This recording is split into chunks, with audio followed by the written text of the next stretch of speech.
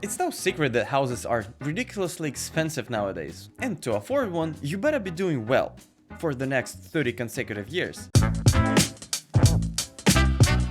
Fun fact, if you buy a house today, by the end of your 30-year mortgage, you will pay out the house for yourself and the same house for your bank, and the new BMW on top. And you know how they say, use the cards you have in your hand. But the cars you have are 6.2s. And they're all marked by the dealer, so he knows every single one of them. And the bet you made is called RIP ASS. Long story short, it is not worth it. So you grab your grandma's prescription money and go explore the beautiful world of renting, where you are just the dust under the landlord's beautifully polished nail. Basically, you find a studio for $3,000 in the area where the liquor store looks like this. So now you have to work 2 full-time jobs just so you can afford your luxurious lifestyle of living not in the TV box under the bridge. Of course, I'm exaggerating.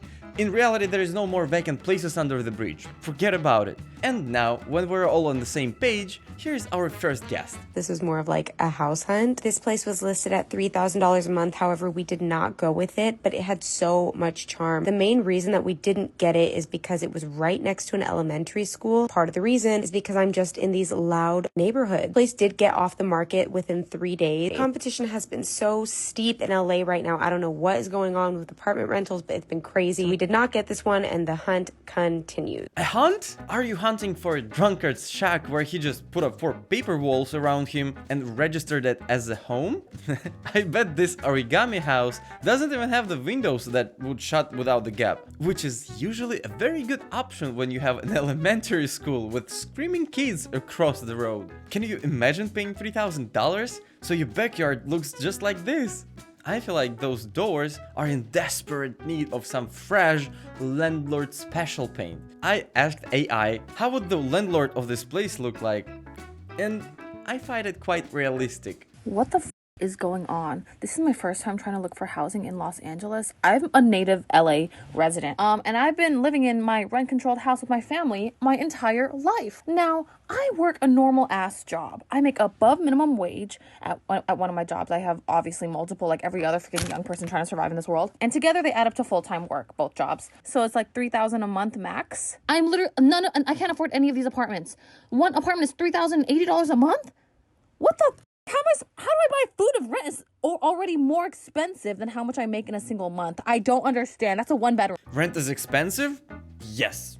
Overpriced? Definitely. But if she makes $3,000 a month working 2 jobs in California, that probably means that it's a little early to move out of the parents' house. Also, she can look at the bright side of it and take advantage of not paying rent. If she's looking for an apartment, that means that she's willing to spend a big chunk of her paycheck on it. Let's say she was expecting to see housing prices more like $1,200 to $1,500 a month. If you just save this money for just 1 year, she would have a very nice safety pad plus the money to move in with a friend in a 2-bed, 2-bath. Of course, not many of us would want to live with roommates, but in reality, it's becoming a very common practice, especially for the young people who are just trying to get out of the parents' house. Also, she can use that year to find more prospect income sources. I personally know a lot of people who make a decent amount of money in customer service industry, even without a degree.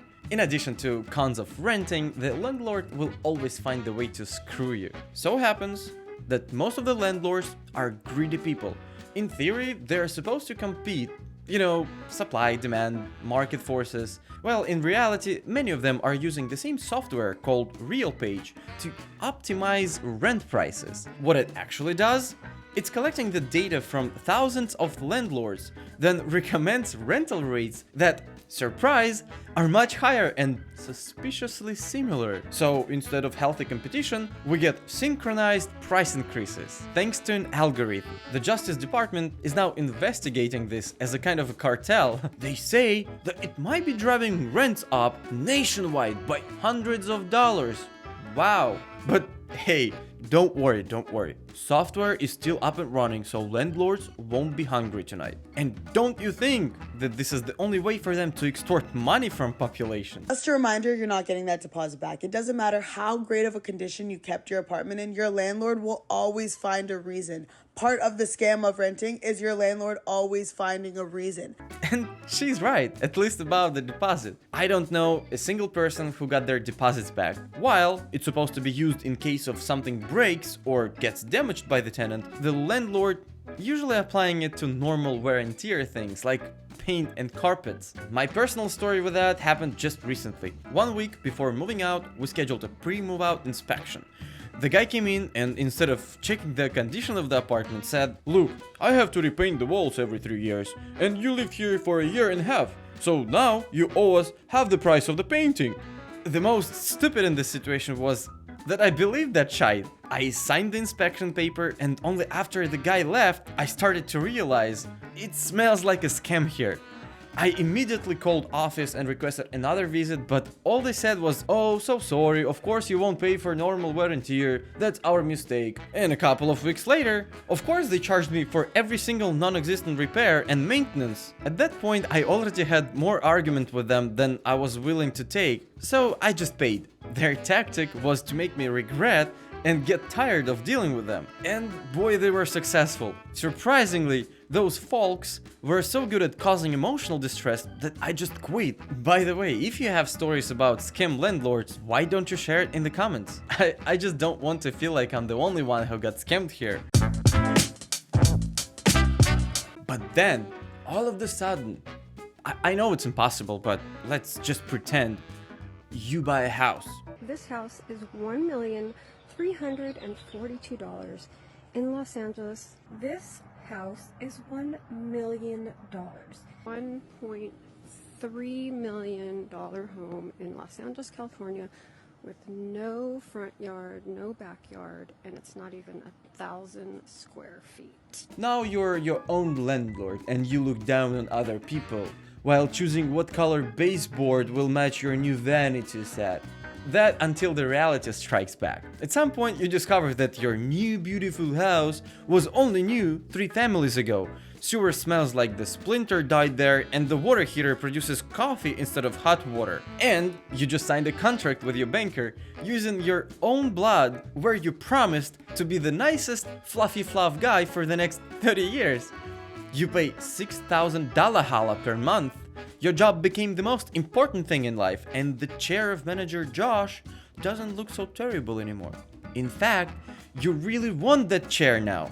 So then you can prove your parents that you're not a disgrace and make them love you. Not happening, by the way. Your kids grow up stupid because you're always at work, your wife doesn't love you anymore, 4 cans of Bud Light make up a nice evening again, and one day you hear... And all that is because you purchased the best asset money can buy. So this is where it started, with just a simple crack. Let's follow that. Let's just, okay, there's more. There's more. Wait for it. Oh my God. Don't worry, it's not just here. We have this. Goes behind the bookcase. All along that wall. Here we go. I think like the window is gonna fall out. Clearly, this asset is an inflation hedge because money can't lose its value when you have zero. And maybe, just maybe, it's the only option to leave then? Completely financially destroyed. I guess we haven't been given a choice.